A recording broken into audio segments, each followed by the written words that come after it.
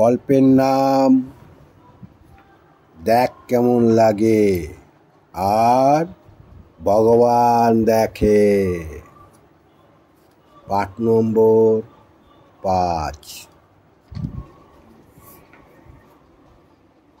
সেই ঝড় আরম্ভ হলো বাড়িওয়ালার সাথে ভাড়াটে।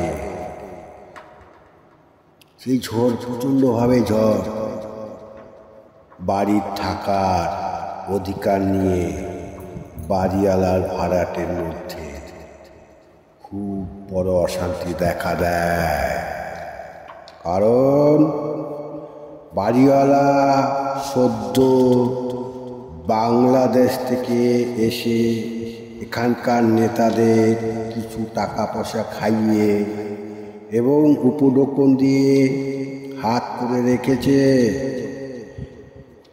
তাই নেতারা পাড়ার লোকেরা ন্যায্য পথে না থেকে ওই আগত বাংলাদেশে লোকদের সাথে দিয়ে বড় রকম অশান্তি করার জন্য হুমকি দিত। এমন অবস্থা হঠাৎ একদিন ভাড়াটের সহিত হাতাহাতি লেগে গেল। ওই ভাড়াটের বাড়ি ভাড়া থাকার বড় ছেলের সাথে।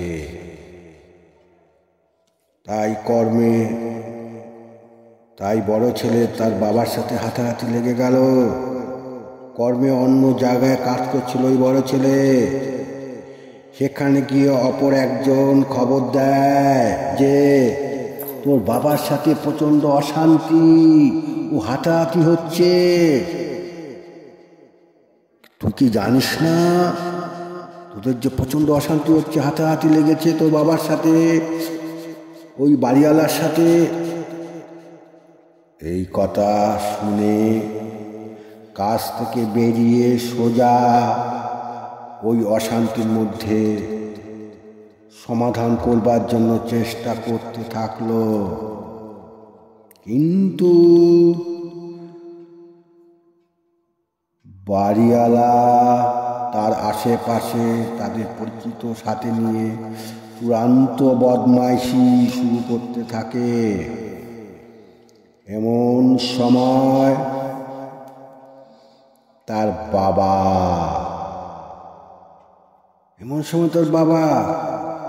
বাবার গায়ে হাত তুলে মারধর করে ওই বাড়িওয়ালার ছেলেরা।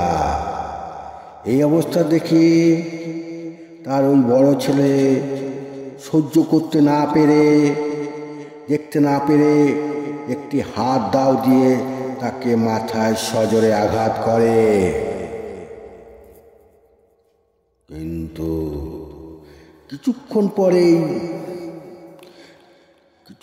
পরে দেখতে পেল ওখানকার নেতারা, আশেপাশের লোকেরা এসে তাদের পক্ষ, বাড়িওয়ালাদের পক্ষ নিয়ে থানা পুলিশ করে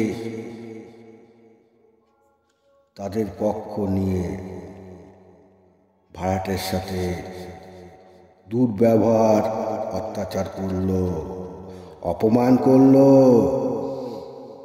এই অবস্থা তার বড় ছেলে একা হয়ে পড়ে থানা থেকে ধরে নিয়ে যায়। আর তার বাবা ও পাশের ভাড়া লোকটিকে ও তার বড় ছেলেকে পরে তাদের সমস্ত বাড়িঘর ভেঙে তছনছ করে দেয় ওই বাড়িওয়ালা পক্ষপাতিত সুন্ডাগণ্ড লোকজন দিয়ে সমস্ত বাড়িঘর ভেঙে দেয়। ওখানকার নেতা আশেপাশে তাদের সাপোর্ট করা লোকদের পক্ষপাতিত্ব নিয়ে। কিন্তু ওই সময় তার ওই বড় ছেলের একটি শিশু সন্তান জন্ম হয়। কি কষ্ট, কি দুঃখ লড়াদশার মধ্যে।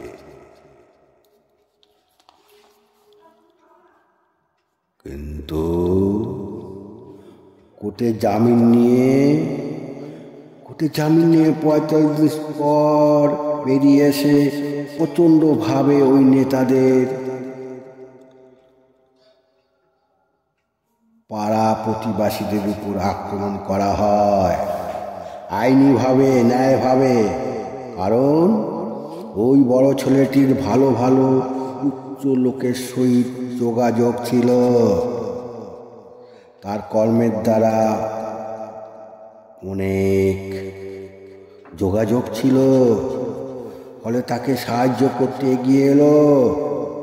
ফলে বাড়িওয়ালার সাঙ্গপাঙ্গ নেতারা পিছে যেতে শুরু করে।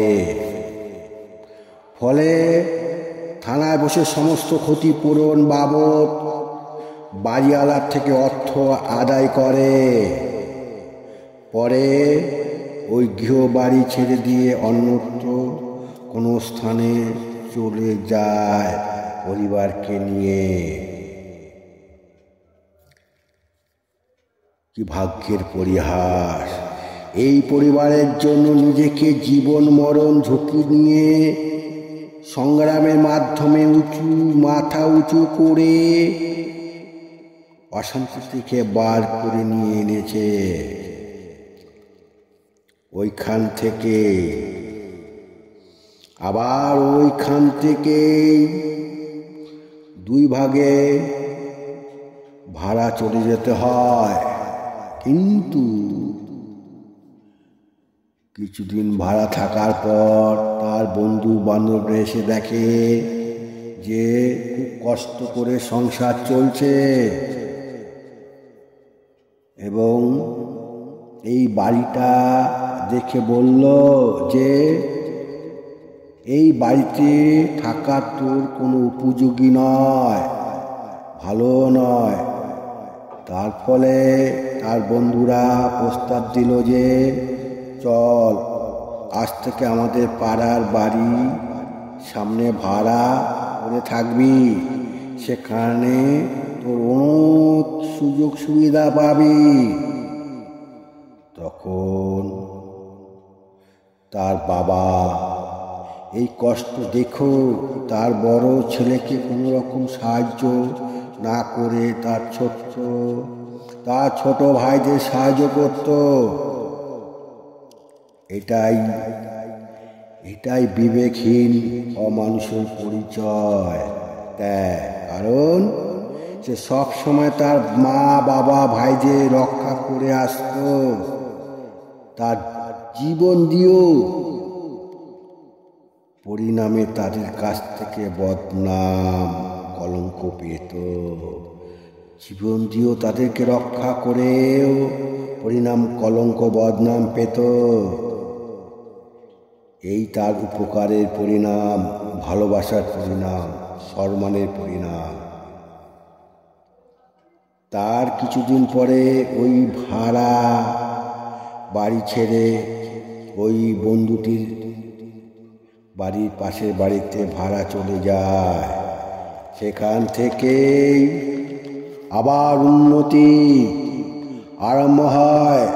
তার সম্মান, তার স্ত্রীকে নিয়ে ভালোভাবে বসবাস করতে শুরু করে এবং গাড়ি কেনে, আনন্দ সম্মান ফিরে পায়, সুখে শান্তিতে বসবাস করতে থাকে।